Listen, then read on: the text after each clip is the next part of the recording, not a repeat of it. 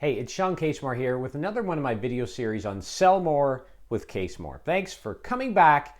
Today I'm going to talk about something that I talk about all the time, which is prospecting. You've heard me, hopefully, if you've watched any of these videos, you heard me talk a lot about prospecting, and that's because, in my view, prospecting is the lifeblood of any business, right? New customers breathe life into a business. Why? Well, because ultimately, every customer has a life cycle, right? Every single customer that you sell to has a life cycle. Eventually, so let's look at this, right? Let's say you're selling toilet paper. Pretty simple, right? We all need toilet paper. And let's say somebody is dedicated to a brand of toilet paper. I love Charmin, okay? And Charmin is not sponsoring this. I actually like Charmin, so nothing against Charmin. So let's say I like Charmin. So I'm using Charmin for a while. Well, eventually somebody's going to come along and say, you know, Charmin, they've got a lot of the market share here. We got to put a good marketing campaign together. We got to reduce our price, do all the things we do to get in front of Charmin. So suddenly I'm faced with, there's this Yogi Berra brand that is so much better. Actually, I think Yogi Berra's, there is a bear on the Charmin commercial, right? It doesn't matter. So ultimately, right, there is somebody else eventually that will step in front of Charmin, and I might say, well, let me give that a try. Maybe it's a promotion, a deal, a better price, whatever, right? They send a sample to my house, which I don't think I've ever received toilet paper as a sample, but nonetheless, it could happen, right? So you get the point. Eventually, I'm going to try something else. Now, I may come back, but eventually most people will try something else. You know, growing up, my father was a big fan of Pontiac. He was a big fan of General Motors. That's the only vehicles he ever purchased. But fast forward, when I was into my 30s, he bought a Ford one day. And I was like, holy cow, my dad's never owned a Ford. Why? Well, it's time for a change, right? And he's had some sense. So the point I want to make, I'm a little off base here, but the point, you get my point here. Ultimately, prospecting new customers are the lifeblood of any business. So let's get to it. How then do I determine the amount of time I should put into prospecting? Well, here's a way to think about it, right? And this is very simple, but I like to keep it simple because anybody can use it. Now, it's going to depend, as many other things do, on the kind of business you have and specifically what you're selling. If you're selling something that is highly complex, you're selling components into the nuclear industry, right? You may have a 2-year sales cycle, okay? And just running out and getting another customer may not be that easy. However, I'm going to suggest if the sales cycle is long, it's going to take, your prospecting is going to take a lot longer to get in the door, right? So the same rule applies. You need new customers, right? If you've got a limited market, right, you want to make sure you're connecting with all those customers and then looking at, are there other markets that this product could sell into, okay?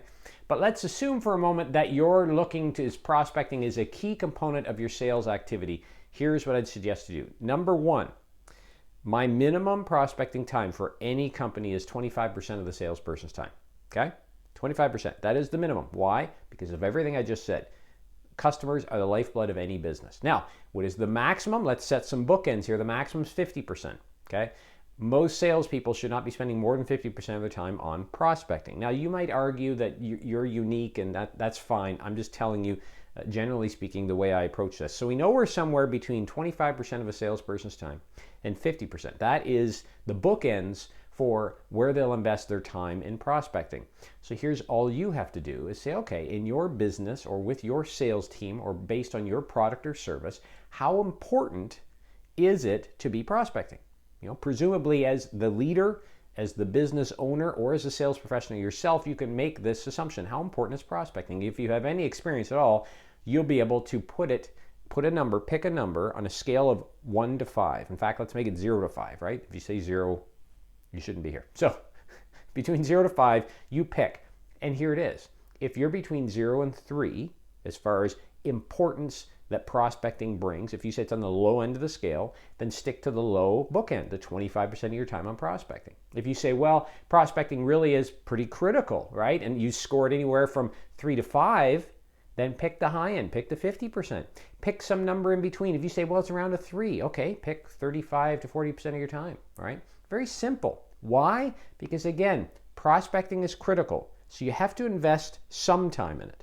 The challenge that I find is when a sales professional or a sales leader sets up an agenda for their team members, right? Or if you're a sales professional, you're trying to figure out how do you invest your time. It's very easy when you can take a chunk and say, well, 25% of my time has to be to prospecting. How do I look at that? Well, it could be 1.5 days a week, or it could be 25% of your day. It could be a couple hours, an hour and a half in the morning every day, right? It's very easy when we pick simple metrics to apply them to our days, our weeks, our months. And then at the end, what happens is we get the consistent activities that we're looking for.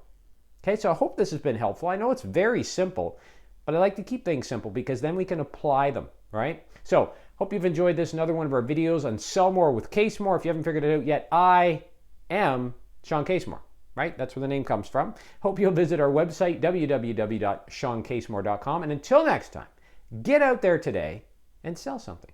We'll talk to you again soon. Take care.